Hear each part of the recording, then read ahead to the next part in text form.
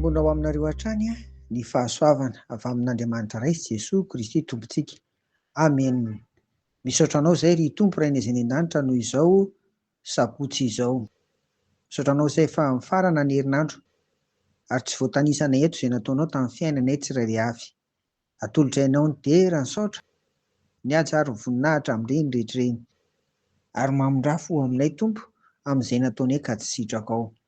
Ankehitriny fanahinao masina ny tari-dalanay, anaovanay ny sitraponao Tompo. Amin'ny anaran'i Jesosy. Amen. Arak'izany ry afako dia misaotra ny Tompo isika fa mifarana rahampitso ny alahady ny advento. Hiandrasantsika ny fahatongavan'ny Tompo indray. Iray amin'ny andinin-tsoatra masina ho vakiana ny Lioka toko 2:1-20 ka hatramin'ny 2:30. Io dia tantaran'ny dadabe Simeona. Izy dia jiosy marina sy mahitsy ary tena mpivavaka fa tsy iron'ilay antsoina hoe formalista irony. Tena nivavaka tamin'ny fony tokoa izy. Ary tamin'izany no nibitsihany fanahy masina taminy fa tsy ho faty izy raha tsy efa mahita an'i Jesosy Kristy. Dia niandry tokoa izy ary dia tanteraka izany ka nahita ny Tompo tokoa izy. Voalaza eto fa dia nitrotro azy izy ry havana. Ireto ary no heverinay fa toetra tsara tafina alainy tahaka amin'ny toetra ny Simeona ry havana ho antsika miandry ny fiavian'ny Tompo. Voalohany, tena mpivavaka amin'ny fo sy ny fanahy iray manontolo izy. Tsy ilay mpamonjy fa mipompivavahana fotsiny fa tena tamin'ny fony tokoa no nantanterahany an'izany hoe mivavaka, mampivavaka azy izany. Faharoa, tena nanana fanantenana izy satria eo amin'ny fiainany dia nambara ny fanahy masina fa tsy ho faty izy raha tsy efa mahita ny Tompo Jesosy Kristy izany. Dikan'izany ry havana dia velony hatrany ny finoana, ny fahatokiana, ny fanantenana fa rehefa nananao izany dia mahazo valosoa tahaka ny dadabe tokoa isika. Manaraka, ny hafa no mahita fa tena olona marina sy mahitsy izy.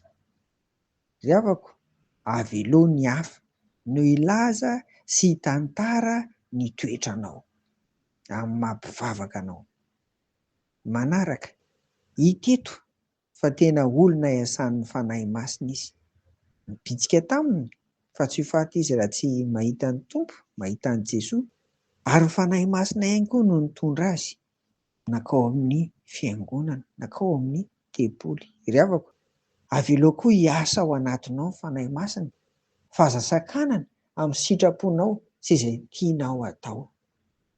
Dia ahita tokoa ny Tompo ianao ary aza mialana isaky ny mandeha mivavaka, isaky ny mandeha any am-piangonana raha tsy tafahoana amin'ny Tompo ianao amin'ny alalan'ny hira, amin'ny alalan'ny mivavaka ary indrindra amin'ny alalan'ireny teny vakiana sy ny toriteny ireny ry havana. Aza mialana raha tsy tafahoana amin'ny Jesosy ianao anatin'ireny eo ambany fitarihan'ny fanahy masina.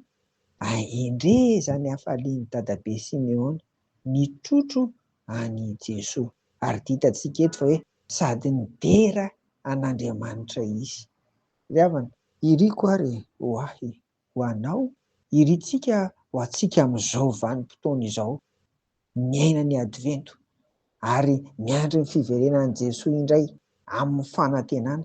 Irariana izany toetra ny Simeona izany mba ho toetrako, toetranao, ho toetrantsika mpivavaka ry havako.